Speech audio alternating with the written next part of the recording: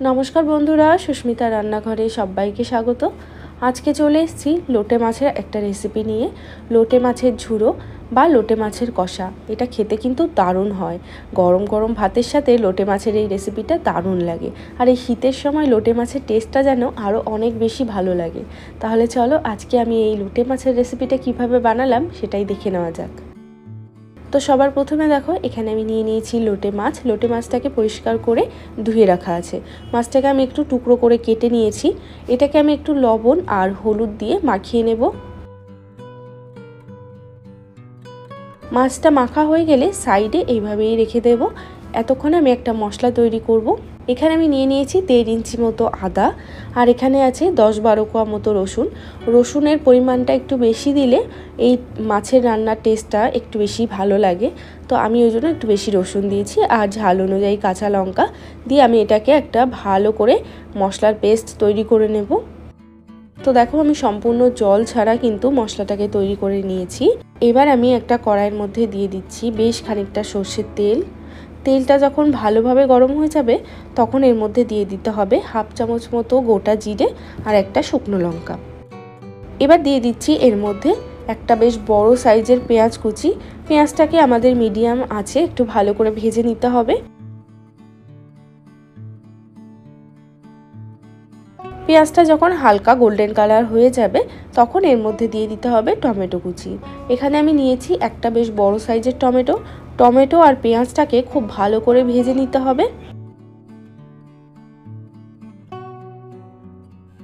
Tomato পেঁয়াজটা ভালোভাবে ভাজা হয়ে গেলে তারপর এর মধ্যে দিয়ে দেব আমি যে পেস্টটা তৈরি করলাম আদা রসুন কাঁচা লঙ্কার, সেই পেস্টটা।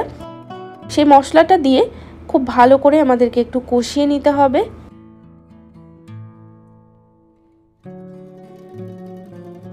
মোটামুটি 3-4 মিনিট মতো মশলাটাকে কষিয়ে নেওয়ার পর আমি সেই মিক্সির বাটিটা ধুয়েই সামান্য একটু জল এর মধ্যে দিয়ে দিচ্ছি। আর তার সাথে দেব স্বাদ অনুযায়ী লবণ, 1/2 চামচ মতো হলুদ গুঁড়ো, 1/2 চামচ দিয়ে দিচ্ছি কাশ্মীরি লঙ্কার গুঁড়ো আর 1/2 চামচ ভাজা জিরের গুঁড়ো দিয়ে খুব ভালো করে আমাদেরকে মশলাটাকে কষিয়ে নিতে হবে। গ্যাসের ফ্লেমটা একটুখানি লোতে রেখে আমাদের মশলাটাকে একটু নাড়াচাড়া করে কষিয়ে নিতে হবে। মোটামুটি 4 থেকে 5 মিনিট মতো সময় নিয়ে মশলাটাকে ভালোভাবে কষালে মশলার যে কাঁচা গন্ধটা সেটাও চলে যাবে আর মশলার যে টেস্ট সেটা আরও বেশি ভালো হবে। তো আমি মিক্সির বাটিটা যে ধুয়ে নিয়েছিলাম সেই সামান্য একটুখানি করে জল এর মধ্যে মিশিয়ে নিয়ে মশলাটাকে কষিয়ে নিচ্ছি। সেই জলটা অ্যাডজাস্ট করে নিয়ে মশলাটাকে ভালোভাবে কষাতে হবে 3-4 মিনিট সময় নিয়ে। তো মশলাটা যখন সম্পূর্ণ ভালোভাবে কষে যাবে, এরকম চারিদিক থেকে তেলটা ছেড়ে দেবে, তো তখন এর মধ্যে দিয়ে দিতে হবে মাছ। আমি যে নুন হলুদ মাখিয়ে রেখেছিলাম মাছটাকে, সেই মাছটা এর মধ্যে দিয়ে দিচ্ছি। দিয়ে একটু নাড়াচাড়া করে নিয়ে এটাকে ঢাকা দিয়ে দেব মোটামুটি 3-4 মিনিটের জন্য। আর এই সময় গ্যাসের ফ্লেমটা কিন্তু একদমই লোতে রাখতে হবে। 3-4 মিনিট পর দেখো আমি ঢাকাটা সরিয়ে নিচ্ছি। তো মাছের থেকে কিন্তু অনেকটা জল বেরিয়ে গেছে। এবার এটাকে আমি একটু নাড়াচাড়া করে নিচ্ছি। এবার এর মধ্যে আমি দিয়ে দিচ্ছি বেশ অনেকটা ধনেপাতা কুচি। লোটে মাছের সাথে ধনেপাতার টেস্টটা কিন্তু দারুণ হয়।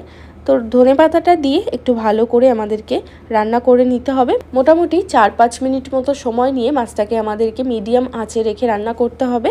এই যে মাছের থেকে অনেকটা জল বেরিয়েছে, জলটা পুরোপুরি শুকিয়ে যাবে ততক্ষণ পর্যন্ত আমাদেরকে মাছটাকে রান্না করতে হবে।